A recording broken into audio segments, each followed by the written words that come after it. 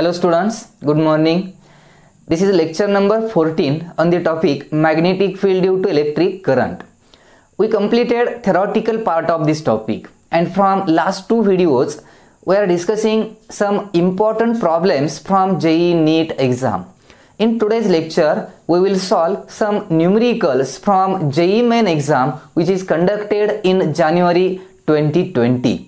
या वर्षी जानेवारीमध्ये जी ऑनलाइन जेईई मेन एक्झाम झाली होती डिफरंट शिफ्ट्समध्ये डिफरंट डेजला, त्यातल्या काही क्वेश्चन पेपर्समध्ये या टॉपिकवरती जे न्यूमेरिकल्स प्रॉब्लेम्स विचारले होते त्यातलेच काही सिलेक्टेड क्वेश्चन्स आज आपण सॉल्व करणार आहोत, ज्यामुळे आपल्याला या टॉपिकवरती जेईई एक्झाममध्ये किती डिफिकल्ट लेवल पर्यंत कसे क्वेश्चन्स विचारले जाऊ शकतात याची आयडिया मिळेल. Okay, so we will start with our first question. Here the first question is consider a coil of wire carrying current I forming a magnetic dipole placed in an infinite plane. If phi I is the magnitude of magnetic flux through the inner region and phi O is the magnitude of magnetic flux through outer region, then which of the following is correct? याचा अर्थ याचे options माहित असणं गरजेचे आहे. या question साठी जे ऑप्शन्स आहेत ते ऑप्शन असे दिलेले आहेत, मी इथं ऑप्शन लिहितो. First option is phi I equal to minus phi O. Second option आहे phi I greater than phi O. Third option आहे phi I less than phi O. and fourth option is phi I equal to phi O. असे four options दिलेले आहेत. Question समजून घ्या. Here we have a coil of wire. Diagram मध्ये हे जे circular coil दाखवले, this is our coil of wire carrying current I, means this circular coil carries current I. Forming a magnetic dipole means what? Any conducting coil carrying current is similar to the magnetic dipole. कुठलीही एखादी circular coil असेल, rectangular coil असेल, ज्यातून current pass केला की इथं magnetic field तयार होते आणि ती मॅग्नेटिक फील्ड अशी तयार होते की जी सिमिलर असते एखाद्या बार मॅग्नेटला. हे आपण डिस्कस केलेलं आहे आधी. So this coil acts as a magnetic dipole placed in an infinite plane. एक प्लेन दाखवलाय मी, पण तो एवढाच नाही तर असा इन्फायनाइट आहे, मग हा बोर्डही घेऊ शकतो आपण. So this is the plane of this coil also. If phi I is the magnitude of magnetic flux, आता मॅग्नेटिक फ्लक्सला सिम्बॉल आपण phi यूज करतो, मग तो मॅग्नेटिक असेल किंवा इलेक्ट्रिक असेल. phi I चं मीनिंग काय दिलंय? Magnitude of magnetic flux through the inner region. या कॉइलचा जो इनर रिजन आहे म्हणजे इथला रिजन, इथं म्हणूया आपण. This is the magnetic flux inner region. What is magnetic flux? Magnetic flux means number of magnetic lines of force passing through surface, passing normally through that surface. याचा अर्थ हा जो इनर सरफेस आहे, कॉइलच्या इनरला असलेला सरफेस, या inner surface मधून pass होणाऱ्या number of magnetic lines of force याला काय म्हणतो आपण? फ्लक्स. आता इथं मॅग्नेटिक लाइन्स कुठून आल्या? तर मॅग्नेटिक फील्ड तयार होणार आहे because of this circular coil, because this coil carries current. आणि मग या कॉइल मधून करंट पास केला की या कॉइलची मॅग्नेटिक फील्ड तयार होते. And we know how the magnetic field is induced. If we consider this section, एवढा पार्ट कन्सिडर केला वायरचा, then according to right hand thumb rule we can say that this is the magnetic field induced in the surrounding space of that wire. And according to right hand thumb rule the direction of magnetic field is like this. Okay, म्हणजे इथं magnetic field inside रिजनला magnetic field कशी आहे? Outward आहे. If we consider this part of wire, then the magnetic field is induced like this. And here also magnetic field induced has direction, आतून बाहेर येणारे असणारे means outward direction. So these magnetic lines are coming out of this inner region. या circular कॉइलच्या आतला जो हा inner region आहे यातून मॅग्नेटिक फील्डच्या लाइन्स बाहेर येत आहेत. आणि आउटवर्ड मॅग्नेटिक फील्ड असेल तर याला डायरेक्शन आपण दाखवायचे असेल तर काय सिम्बॉल यूज करतो? We use dot symbol. एक हॉलो सर्कल ड्रॉ करून त्याच्या आतमध्ये डॉट जर दिला आपण तर या सिम्बॉलचं मिनिंग होतं आउटवर्ड मॅग्नेटिक फील्ड. मग मी इथं असे सिम्बॉल्स यूज करतो. These are the magnetic field lines coming out of this plane. Magnetic फील्डच्या या लाइन्स आहेत ज्या आउटवर्ड आहेत इनर रिजनला. आउटर रिजन कन्सिडर केला तर इथं मॅग्नेटिक फील्डच्या लाइन्स ह्या इनवर्ड असणार आहेत, सगळीकडे असतील लाईन्स ह्या, but these lines are going inward, कारण इनसाइडला आउटवर्ड आलेली लाईन इकडे बाहेरून इनवर्ड जाणार. कुठेही मेजर केली इथे आउटवर्ड आहे, but outside this region, outside region, in this outside region these field lines are going inward. So outer region मध्ये मॅग्नेटिक फील्डची डायरेक्शन कशी आहे, इनवर्ड आहे, आणि इनर रिजन मध्ये मॅग्नेटिक फील्डची डायरेक्शन कशी आहे, आउटवर्ड आहे. Then the flux in the inner region is phi I and magnetic flux in the outer region is phi O. हा outer region झाला, हा inner region झाला. आपल्याला रिलेशन या दोघांचे विचारले, दोन्ही फ्लक्स इक्वल आहेत, अपोजिट आहेत का सेम, एखादी व्हॅल्यू लार्ज आहे एखादी व्हॅल्यू स्मॉल आहे, या टाइप मध्ये कोणतं ऑप्शन करेक्ट आहे हे विचारलेलं आहे. लक्षात द्यायला पाहिजे. What is magnetic flux? Magnetic flux means number of magnetic lines of force passing through that surface. आणि इथं जर विचार केला तर मॅग्नेटिक फील्डच्या लाईन्सचे क्लोज्ड लूप्स असतात, म्हणजे लाईन जिथून स्टार्ट झाले तिथंच काय होते, ती एंड होते. याचा अर्थ जेवढ्या number of lines, the number of lines passing through this inner surface are equal to the number of lines passing through this outer region. Inner region मधून जेवढ्या लाईन्स अशा बाहेर येतील तेवढ्याच लाईन्स नंतर आउटर रिजन मधून इनवर्ड जातील. पण डिफरंट काय इथं, डायरेक्शन. इथं लाईन्स आउटवर्ड आहेत इनर रिजनला, आउटर रिजनला लाईन्स ह्या इनवर्ड आहेत. म्हणजे फ्लक्स सेम आहे, नंबर ऑफ लाईन्स सेम आहेत, but not same in direction. Direction मध्ये दोन्ही कशा आहेत, अपोजिट. जर phi I, if phi I is the flux in inner region and phi O is the flux in outer region, then the flux, these two flux are equal in magnitude. magnitude मध्ये equal आहेत, but opposite in direction. so हे घेऊ शकत नाही आपण, because these two flux are equal but opposite. so our first option is correct option. दोन्ही flux equal तर आहेतच का, लाईन्स तेवढ्याच असणार आहेत आउटर आणि इनर रिजन मध्ये, but the flux is opposite. So phi I equal to minus phi naught. हा ऑप्शन तुम्ही इथं करेक्ट आहे असं परफेक्टली सांगू शकताय. लक्षात आलं. फ्लक्स वरती हा क्वेश्चन होता. यामध्ये तुम्हाला माहित पाहिजे की एखादी करंट कॅरिंग कॉइल ही मॅग्नेटिक डायपोल सारखं ऍक्ट होते. ही कन्सेप्ट आपण इथं यूज केलेली आहे. See the second question. In second question, we have to find the magnetic field at point O, means origin of this circular coil, where capital R is the radius of this loop. ह्या लूपची radius given आहे आपल्याला capital R, आणि O पॉइंटला असलेली magnetic फील्डची value calculate करायची, म्हणजे फॉर्म्युल्यामध्ये तयार करायचे. Here we have 3 conducting loops और wires. We have 2 wires, AB straight wire, semi infinite wire. BD, this is also a straight wire, semi infinite wire, and third component is circular coil which carries current I. आता या सगळ्यांमधून pass होणारा current सेमच आहे, आणि या current carry करणाऱ्या या सगळ्या कंपोनेंट्स मुळे असलेली मॅग्नेटिक फील्ड आपल्याला फाइंड आउट करायचे at point O. So at point O there is a magnetic field due to all these 3 components. आपण याला फर्स्ट म्हणूया. This is the second component and this circular coil is third component. So magnetic field at point O याला आपण BT म्हणूया, total magnetic field, is the addition of, addition होईल का subtraction होईल याचा विचार करूया आपण. तर ॲडिशन याला मी असं लिहितो, इकडून घेतो सिक्वेन्स, म्हणजे ते 1 2 3. Now what is first loop? This is circular coil and magnetic field due to this circular coil is inward.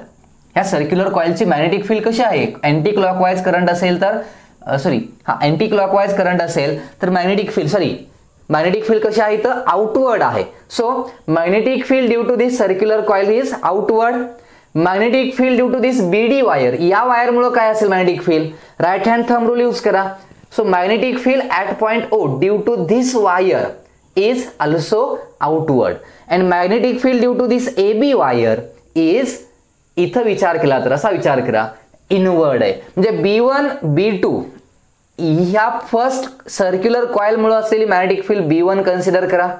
Magnetic field due to this straight wire, second component, say B2, and magnetic field due to this third wire is B3, but this third wire magnetic field is in inward direction, so it will be subtracted. म्हणजे या circular coil आणि या straight wire मुळे असलेली magnetic field outward आहे, addition करू शकतोय आपण.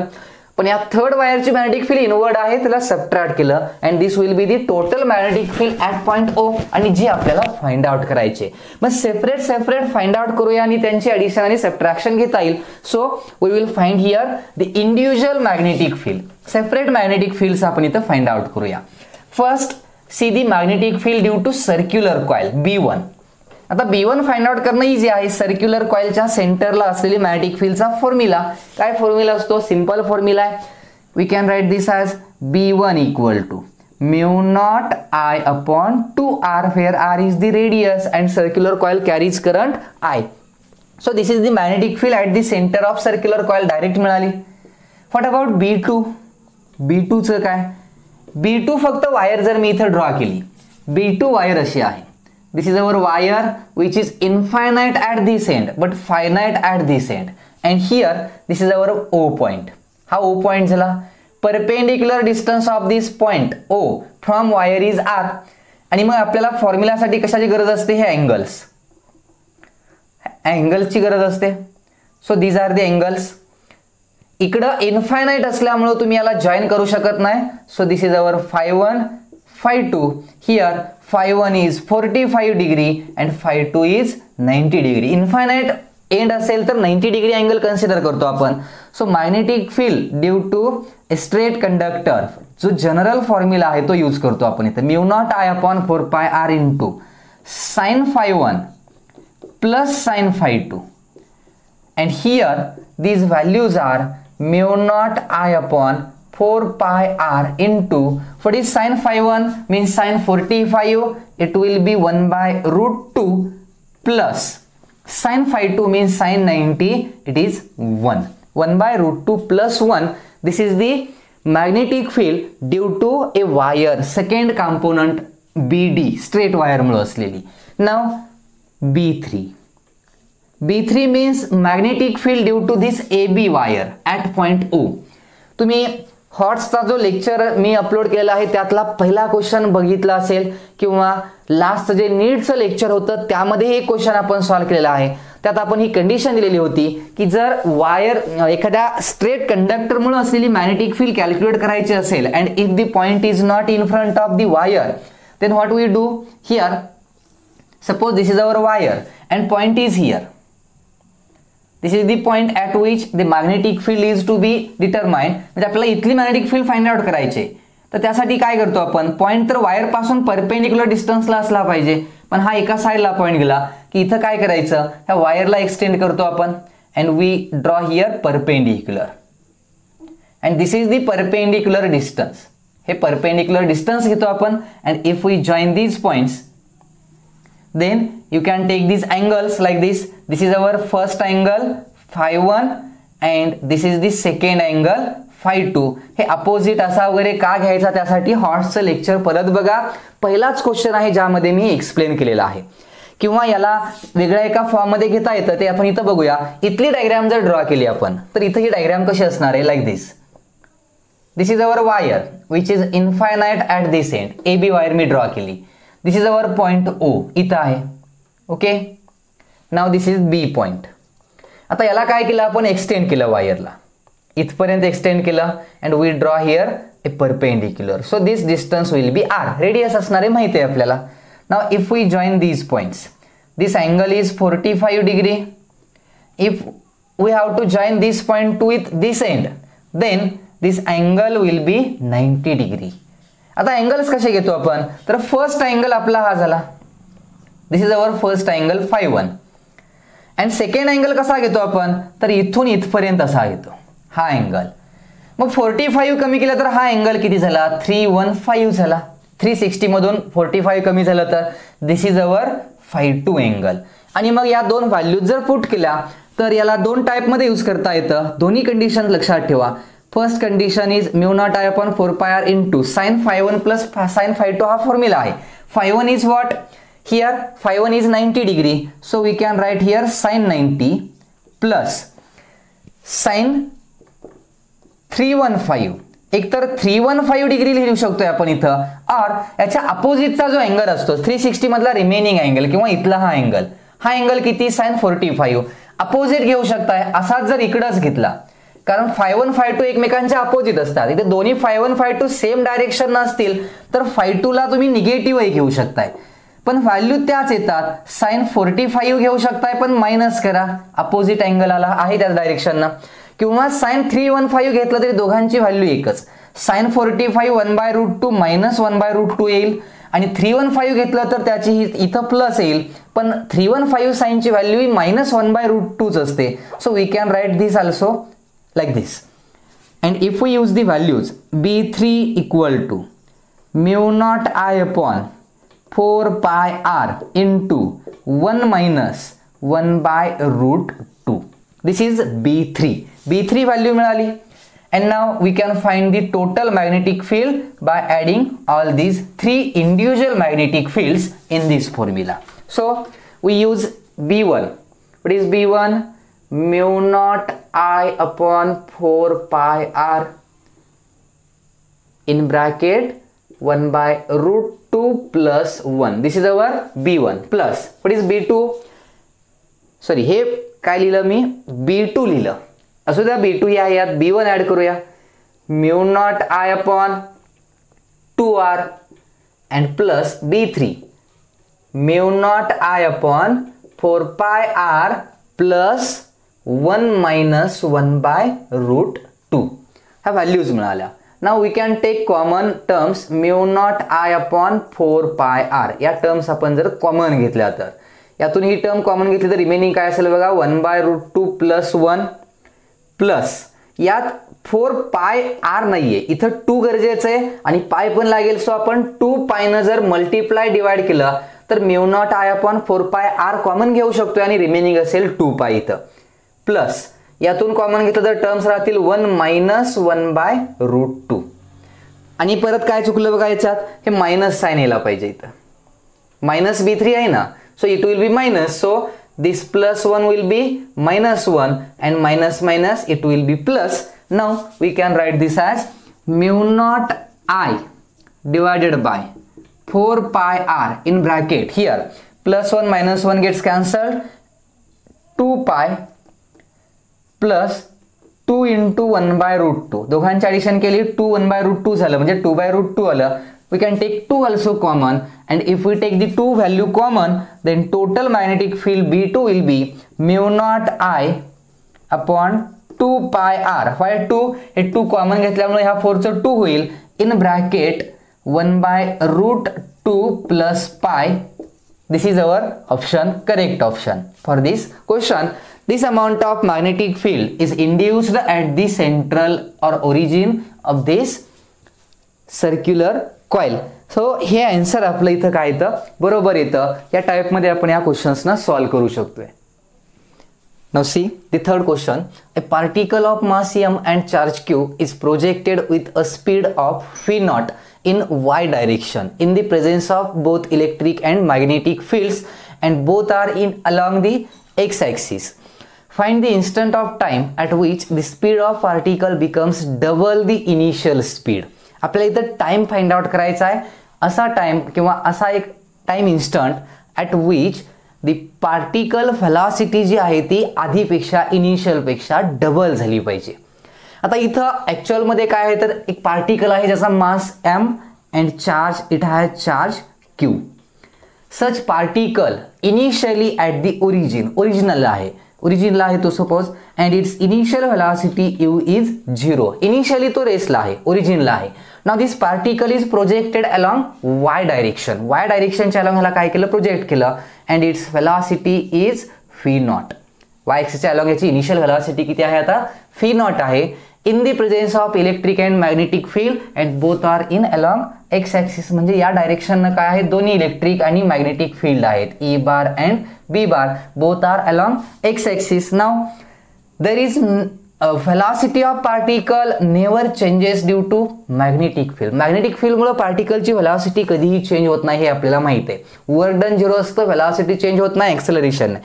आता इथं मग काय चेंज होतं तर पार्टिकल ची velocity चेंज होऊ शकते because of this electric field. Because electric field applies a force, electric force Fe equal to QE, and because of this force particle gets accelerated, त्याची velocity काय होते चेंज होते. Now याला जर तुम्ही इकडं प्रोजेक्ट केलं तर तो रिझल्टंट इकडं जाईल असा.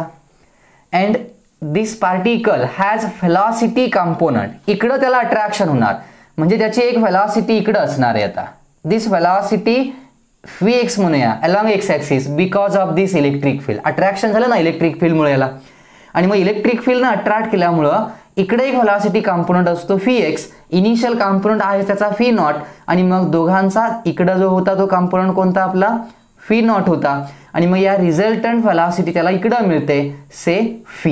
ही त्याची काय झाली, रिझल्टंट व्हेलॉसिटी झाली. अँड वी कॅन, आपल्याला ही V कॅल्क्युलेट करता येऊ शकते. How can we calculate this resultant velocity V? V can be calculated by using this formula √V0² plus Vx². दोघांमध्ये 90 असल्यामुळे पुढचे व्हॅल्यू घेत नाही आपण, रिझल्टंट वेक्टर मिळाला. बट हिअर फायनल व्हेलॉसिटी किती असली झाली पाहिजे, particle becomes double the initial speed. Initial किती आहे त्याचं V0 आहे, इथून प्रोजेक्ट करताना स्पीड किती होतं V0, झालं किती पाहिजे डबल, म्हणजे ही फी व्हॅल्यू किती असली पाहिजे, दिस should be 2V0.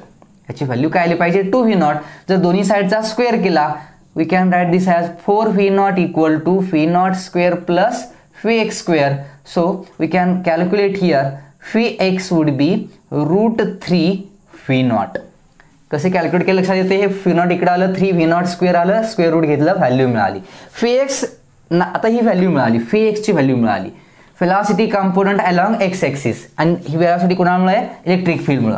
Now this Vx can be calculated by using kinematical. Projectile मध्ये आपण हे इक्वेशन यूज करतो.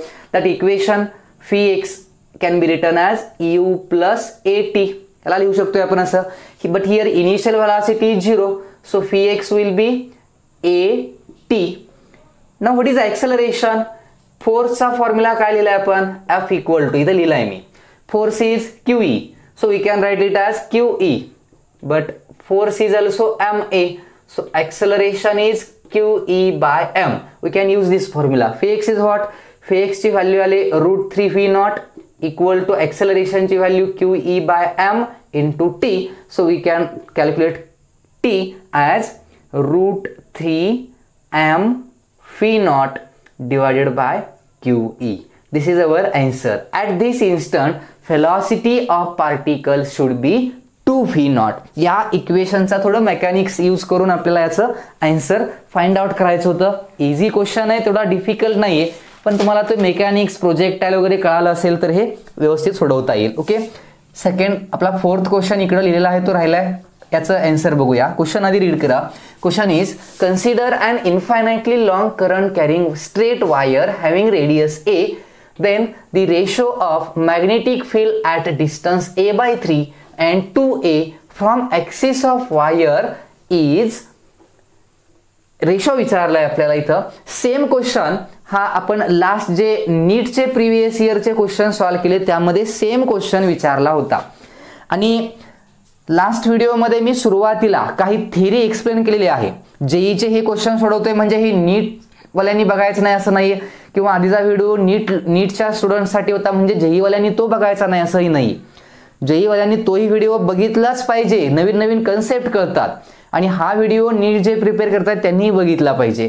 त्यामुळं तुम्ही लास्टच्या व्हिडिओमध्ये जर बघितलं, सुरुवातीला व्हिडिओच्या एकदम स्टार्टिंगला मी जी थेरी एक्सप्लेन केले त्याचा इथं यूज करायचा, आणि ती जर थेरी बघितली असेल तुम्ही तर हा क्वेश्चन बघितला की तुम्ही सांगू शकताय कसा सॉल्व्ह करायचा. Here we have long current carrying straight wire, thick wire दिलेली असते, अशा वेळी आपण ह्या कंडिशन्स अप्लाय करतो. Suppose this is our long straight thick wire, current carrying wire which carries current I in this direction. Now here, then the ratio of magnetic field at a distance. This wire has radius small a. या वायरची radius किती आहे, small आहे. And the ratio of magnetic field at distances a/3 and 2a. Wire पासून एक distance दिलंय a/3 आणि एक 2a दिलेलं आहे. 2a डिस्टन्स मीन्स याच्या डबल म्हणजे that distance would be outside. याला b म्हणूया आपण, हा पॉइंट आपला b झाला. And this distance is 2a. But what about a/3? This a/3 should be inside the wire. याला a म्हणा, capital A. And this distance is a/3. आता आउटसाइडला point असेल तर याच्या मॅग्नेटिक फील्डचा फॉर्म्युला सिंपल आहे. काय यूज करतो आपण, इनफायनाइट वायर असेल तर μ0I/2π, आणि ते डिस्टन्स असतं perpendicular distance, that distance is here 2a. So here the magnetic field will be at B point, म्हटलं बी म्हणूया, mu naught I upon 4 pi a. This is the magnetic field at point B. Now what about magnetic field at point A?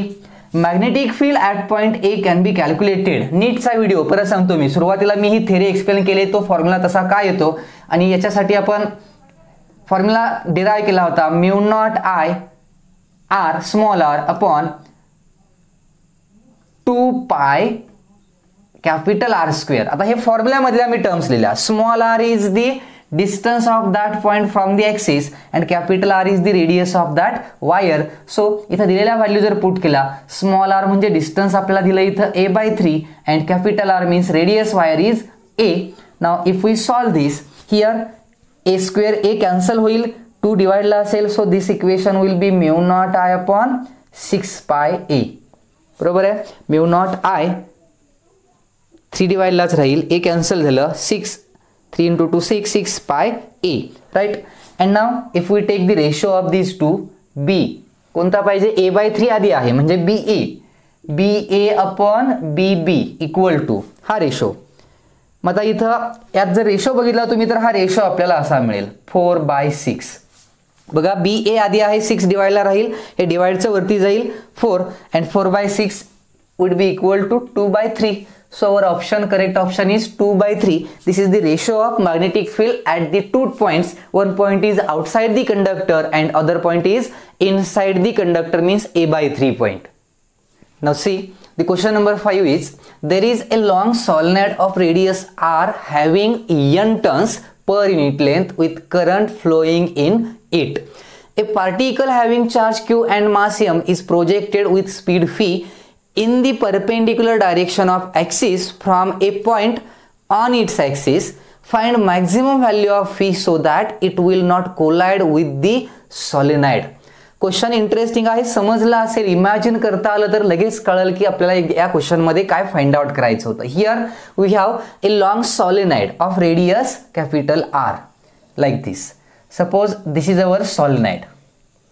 Okay, आपल्याला माहिती आहे असं एका साईडनं बघितलं तर त्याचं एक सर्कल दिसेल आपल्याला, सिलेंड्रिकल पार्ट. याचा साइड व्ह्यू मी इथं ड्रॉ करतो.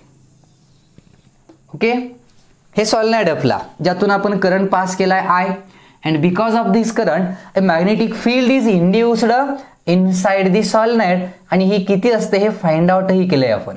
दिस magnetic field B will be mu naught NI. हा फॉर्म्युला डिराईव्ह केलाय, एम्पियर्स लॉचं ऍप्लिकेशन आहे, सेकंड ऍप्लिकेशन माहिती आहे आपल्याला.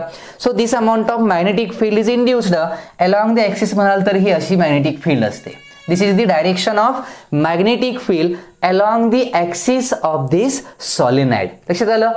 And now this is our solenoid.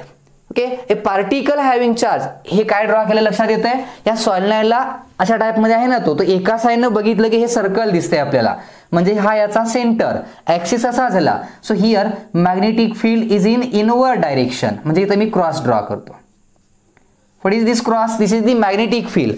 Inward आहे ना अशी, याला इकडून बघितलं की inward magnetic field B bar. Now a particle having charge Q and mass M is projected with speed V in the perpendicular direction of X. ऍक्सिसला कसा पाहिजे? Perpendicular. मी हा पार्ट निग्लेक्ट करतो. मॅग्नेटिक फील्ड आहे इथं, अलॉंग ऍक्सिस असलेली फक्त आपण इथं रिप्रेझेंट करूया. Now a particle is projected with speed V in the perpendicular direction of axis. ऍक्सिसला पार्टिकल कसा प्रोजेक्ट करायचा आहे? परपेंडिक्युलर, म्हणजे असा म्हणू शकतोय आपण. From a point on its axis, म्हणजे इथून, म्हणजे तो पॉइंट कुठे असावा? From a point on its axis, म्हणजे पॉइंट ऍक्सिस वरती. इथं आपला हा पार्टिकल आहे, त्याचा चार्ज Q आणि मास M आहे, आणि हा इथून आपण काय केलाय? प्रोजेक्ट. पण कसा? Perpendicular direction of axis. ऍक्सिसला कसा पाहिजे? परपेंडिक्युलर, म्हणजे असा. सॉलिनॉइडच्या आतमध्ये ऍक्सिस वरती एक पार्टिकल प्लेस केला आणि तिथून त्याला प्रोजेक्ट केलं. किती व्हेलॉसिटीनं? फी एवढ्या व्हेलॉसिटीनं. कसा? ऍक्सिसला परपेंडिक्युलर. मग आपण इथं म्हणू शकतोय, सपोज या डायरेक्शनला असताना आपण इकडं असा काय केला? याला प्रोजेक्ट केला या डायरेक्शननं. But when we project this particle in this direction, then it will experiences a force because there is a magnetic field. इथे एक पार्टिकल आहे आपला ज्याचा चार्ज Q आहे आणि मास M आहे. Now this magnetic field applies force and what is the direction of that force? Magnetic field is in inward direction. Magnetic field inward आहे ना, म्हणजे इथं बघा, इकडं मॅग्नेटिक फील्ड, पार्टिकलची व्हेलॉसिटी इकडं आहे, म्हणजे थंब आतमध्ये गेला याचा अर्थ इनवर्ड डायरेक्शन त्या पार्टिकलची फोर्स आहे. याला असं बघितलं तर ती इनवर्ड डायरेक्शन म्हणजे इकडे येईल. इथं बघू शकता magnetic field inward, particle velocity upward, thumb will be show the direction of force and this particle experiences a force. आणि आपल्याला माहित आहे when a particle is projected perpendicularly in magnetic field then it will trace circular path. त्या पार्टिकलचा path कसला असतो? Circular. मग find out काय करायचंय आपल्याला? Find the maximum value of v म्हणजे व्हेलॉसिटीची maximum value so that it will not collide with the solenoid. Collide with the solenoid म्हणजे हा इथं येऊन ह्या सॉलिनॉइडला इथं असा कोलाइड झाला नाही पाहिजे, तर त्यांचं कोलिजन झालं नाही पाहिजे, म्हणजे तो तिथं जाऊन तो धडकला नाही पाहिजे. याचा अर्थ इथं असा आहे की हा इकडं येऊन इथं कोलाइड नाही झाला पाहिजे. याला कोलाइड कधी होणार नाही? If it this particle traces a path like this, एकदम असा टच करून जाणार याला इथं लाईक दिस, असा याचा सर्क्युलर पाथ आला या पार्टिकलचा. म्हणजे हा पार्टिकल वरती न जाता आतमध्येच त्याला कसला पाथ आलाय? सर्क्युलर पाथ आलाय. आणि this is the circular path of this particle. मग मॅक्झिमम पाथ हा असणार आहे, बरोबर. आणि व्हेलॉसिटी मॅक्झिमम कधी असते? लास्टच्या ऑर्बिटमध्ये, लास्टच्या रिव्हॉल्युशनला. लास्ट हा पार्टिकल इथं असाही रिव्हॉल्व झाला असता, पण ही मॅक्झिमम व्हेलॉसिटी असणार आहे का? When the velocity of the particle is maximum, it's velocity is maximum at its last revolution. आणि लास्ट रिव्हॉल्युशन म्हणजे इथं असणार आहे, ही लास्ट रिव्हॉल्युशन. या सॉलिनॉइडची रेडियस r आहे. Capital R is the radius of this solenoid. हे टोटल डिस्टन्स r आहे. So this half distance will B r/2. याचा अर्थ आपल्याला त्या पार्टिकलच्या रिव्हॉल्युशनचं जे सर्कल आहे त्याची रेडियस मिळाली. आणि मग एक रिलेशन यामध्ये आपण यूज केलं होतं. Here magnetic force is QVB equal to centripetal force mv²/r, where this r is the velocity of the path of particle. आणि मग radius of that particle, path of the particle, and that radius is here r/2. आणि मग या कंडिशनला जर radius r/2 एवढे असेल, इथे याचा पाथ असेल, तर तो असा आउटसाइडला काय होणार नाही? कोलाइड होणार नाही. आणि मग याचा जर आपण यूज केला, here b will be μ0 ni. b ची व्हॅल्यू काय घेऊ शकतोय आपण? μ0 ni. हे φ इथलं φ कॅन्सल होईल. And now this velocity should be maximum. φ max equal to, म्हणजे हे φ 2 इकडे आलं तर 2 वरती जाईल, परत डिवाइडला जाईल. याचा अर्थ Q B च्या ऐवजी काय लिहू शकतोय आपण? μ0 ni. ओके, m इकडे आलं तर डिवाइडला जाईल, r मल्टिप्लाय होईल r डिवाइडेड बाय 2 आणि m राहील इथं. So this is the formula for r q μ0 I n. Yes, this is the maximum velocity of the particle. हा ऑप्शन करेक्ट दिलेला आहे. लक्षात आलं? काय केलं? हे थोडं इमॅजिनरी आहे, त्या टाइपमध्ये घ्यायचं होतं.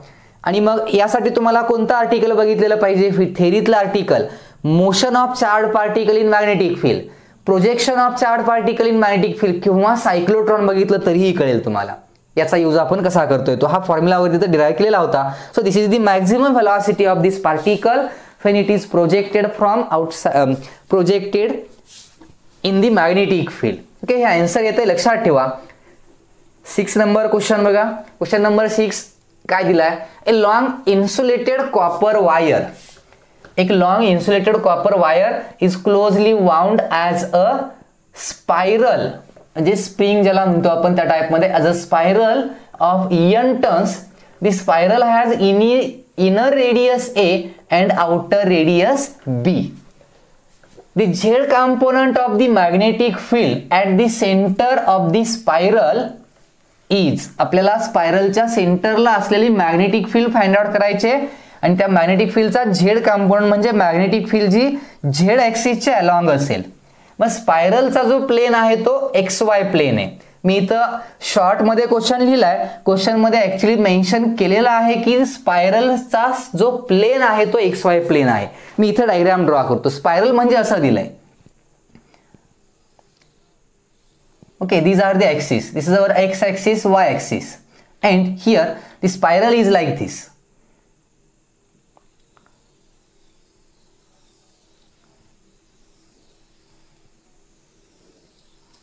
असा स्पायरल दिलेला आहे इथं. ओके, XY प्लेन मध्ये ही स्पायरल वायर आहे. And this wire carries A current I. यातून काय पास केलाय आपण, I करंट पास केलाय. This is the origin O and we have to find the magnetic Z component of this magnetic field at the center of the spiral. Z component कुठं असेल तर इकडे असेल ना असा. आणि याचा अर्थ तुम्हाला लक्षात येतंय की मॅग्नेटिक फील्ड सर्क्युलर कॉइलच्या आउटवर्ड किंवा इनवर्डच असते, म्हणजे तो Z कॉम्पोनंटच झाला. म्हणजे मॅग्नेटिक फील्ड फाइंड आउट करायचे. पण प्रॉब्लेम काय, सिंगल सर्क्युलर कॉइल असेल आणि त्याच्या सेंटरला मॅग्नेटिक फील्ड फाइंड आउट जर करायची असती, R रेडियसची coil carrying current I, then this magnetic field will be mu naught I upon 2R. आणि या कॉइलचे n नंबर ऑफ टर्न्स असते तर याला इंटू n करावं लागलं असतं, हा फॉर्म्युला आला असता. बट हिअर हा फॉर्म्युला इथं काय यूज करता येणार नाही.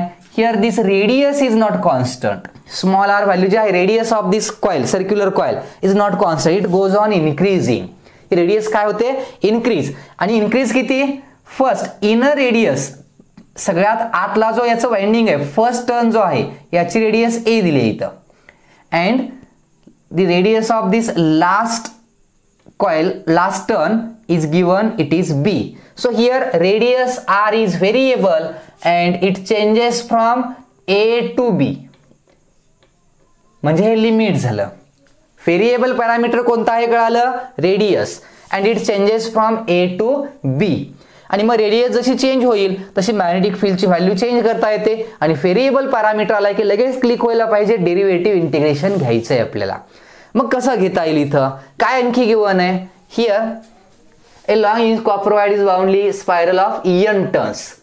काय दिलेत आपल्याला, या स्पायरलचे n नंबर ऑफ टर्न्स आहेत. इथून मोजा, इथून इथपर्यंत ही जी लेंथ आहे ती किती असेल सांगा मला.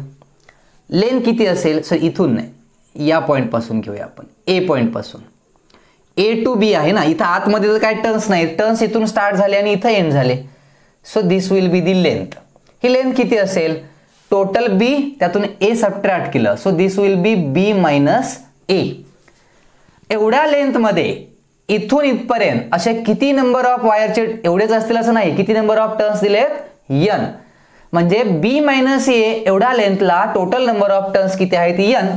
So we can write this ratio as n upon B minus A. याला काय म्हणता येईल, this is the number of turns per unit length. Length म्हणजे कोणती, इथून इथपर्यंतची लेंथ, ही लेंथ. एवढ्या लेंथ मध्ये किती नंबर ऑफ टर्न्स आहेत, n upon B minus A. मग इथं मी काय करणार आहे, या व्हेरिएबल पार्ट्स, याला आपण रेडियस जे म्हणतोय, या टोटल लेंथला मी काय केलं, स्मॉल स्मॉल पार्ट मध्ये इथं डिवाइड केलं. ओके. आणि त्याचा एक स्मॉल पार्ट मी इथं कन्सिडर करणार आहे. स्मॉल पार्ट म्हणजे suppose this is the small part of this length. एवढा पार्ट घेतला आम्ही. तर इथंही काही असे कॉइलचे टर्न्स असणार आहेत ना, यामध्ये टोटल इथून इथपर्यंत टोटल लेंथ मध्ये किती टर्न्स आहेत, n. आणि n टोटल लेंथ किती, B मायनस A. मग हा झाला number of turns per unit length. म्हणजे मी विचारलं इथं, सपोज ही जी लेंथ आहे स्मॉल लेंथ घेतली टोटलच्या ऐवजी, दिस स्मॉल लेंथ इज dr. या स्मॉल लेंथला काय म्हटलं आपण, dr. ती अशी लेंथ आहे इथं, ही हा dr. या स्पायरलचा आपण एक स्मॉल पार्ट कन्सिडर केला इथं असा. ओके. आणि ह्या स्मॉल पार्टची लेंथ किती आहे, dr आहे. Then how many number of turns are there in this small length dr. तर याला कॅल्क्युलेट करू शकतो आपण, याच पॅरामीटरला जर तुम्ही dr न मल्टिप्लाय केलं, then this will be this amount of number of turns in this small length. या स्मॉल लेंथ मध्ये एवढे नंबर ऑफ टर्न्स असतील. हे म्हणजे असं आहे, मी जर तुम्हाला विचारलं, सपोज एक लेंथ आहे L आणि या वायरचा रेजिस्टन्स आहे R. Then what is this R by L, resistance per unit length. Suppose याची लेंथ 10 सेंटीमीटर होती किंवा 10 मीटर होती. So it will be R by 10. आणि मी जर विचारलं, याचा स्मॉल पार्ट घेतला DL आणि या DLचा रेजिस्टन्स किती विचारलं, तर काय करणार तुम्ही, सपोज हे 1 मीटर होतं, तर काय करणार होतो आपण, R बाय 10 याला इंटू काय करणार, 1 करणार आपण. किंवा हे 2 मीटर असतात तर 2 मीटर वायरचा रेजिस्टन्स कॅल्क्युलेट करायचा असतं तर R बाय 10 ला 2 न मल्टिप्लाय केलं असतं, ती व्हॅल्यू मिळाली असती. Like that number of turns per unit लेंथला लेंथनं मल्टिप्लाय केलं की total number of turns in that length मिळतात. आपण फक्त म्हटलं की एवढ्या पोर्शन मध्ये किती नंबर ऑफ टर्न्स असतील कॉइलचे, तर त्याला सिम्बॉल यूज करूया आपण dn. Then dn is the number of turns in this small region. एवढ्या पार्ट मध्ये असलेले नंबर ऑफ टर्न्स dn आहेत आणि हे एवढे नंबर ऑफ काय आहेत, टर्न्स तेवढे आहेत आणि ती लेंथ स्मॉल पार्टची लेंथ किती आहे, dr आहे. Okay. Now magnetic field due to this part, म्हणजे यात जेवढे टर्न्स आहेत इथे, हे थोडेसे टर्न्स असतील ना यामध्ये, या टर्न्स मुळे असलेली मॅग्नेटिक फील्ड कुठं, सेंटरला. सपोज हे डिस्टन्स मी इथं r घेतोय, हा पार्ट मी इजेक्टच केला. आता suppose this distance is r.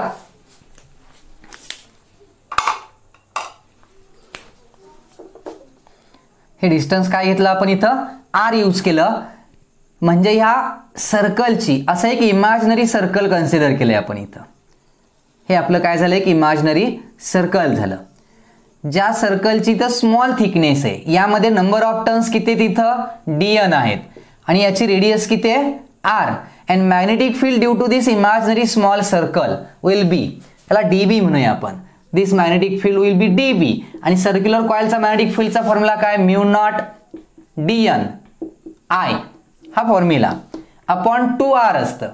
Upon काय, 2r. याची रेडियस rच कन्सिडर केली आपण. This is the magnetic field at point O due to this small region. याच्यामुळे असेल, पण हा रिजन ऍक्च्युअली एवढाच आहे का, हा एवढा मोठा रिजन आहे. आणि याचं एक्सपान्शन म्हणजे हे r, this r has smallest value a and largest value b. ह्या r ची व्हॅल्यू स्मॉलेस्ट a असणार आहे आणि largest b. r radius variable आहे मी सांगितलंय. So we can calculate total magnetic field by integrating this equation. So if we take this integration within limit a to b, limit तर कळालंय. We can take this integration as mu naught dn ची value put करा इथं. What is dn, it will be n upon b minus a into dr. आणि मग बघा mu naught याला काय होतं इंटू I आणि डिवाइडेड बाय इथं काय आहे 2r. Now take the constant terms outside the integration. Mu naught n I, ही टर्म कॉन्स्टंट आहे, upon 2 in bracket b minus a. These terms are constant term, so the remaining terms are 1 by r dr within limit a to b. What is the integration of 1 by r? ln r. Okay, ln r is the integration of 1 by r, म्हणजे log r ज्याला म्हणतो आपण, log to the base e within limit a to b. आणि इथं या remaining terms ह्या आहे अशा इथला. लिमिट्स यूज केलं तर या टर्म्स, ही एवढी टर्म इथं आहे अशी आहे, लक्षात ठेवा. आणि मग लिमिट्स यूज केलं तर this will be ln b minus ln a. आणि मग आपण जर सबट्रॅक्शनचा लॉगचा लॉ यूज केला तर ही टर्म लिहितो मी इथं, mu naught n I upon 2 in bracket b minus a into ln b upon a. and this is our answer. This is the total magnetic field at the center of the spiral. थोडं लक्षात ठेवा इथं काय consider केलंय आपण. Variable कोणता parameter, radius. रेडियसची smallest value a, largest value b. मग यात काय केलं आपण, ह्या लेंथला याचा एक स्मॉल पार्ट घेतला, सगळा पूर्ण स्पायरलचा पार्ट घेतलाच नाही, याचा एक स्मॉल पार्ट घेतला ज्याची लेंथ किती घेतली dr. dr एवढ्या लेंथ मध्ये किती नंबर ऑफ टर्न्स आहेत dn. आणि मग या dr मुळे असलेली मॅग्नेटिक फील्ड कोणती db, ती फाइंड आउट केली आपल्या सर्क्युलर कॉइलच्या फॉर्म्युला यूज करून. आणि मग त्याला टोटल फाइंड आउट करायला इंटिग्रेट केलं within limit a to b आणि टोटल व्हॅल्यू आपल्याला इथं मिळते. So this is the answer of this question.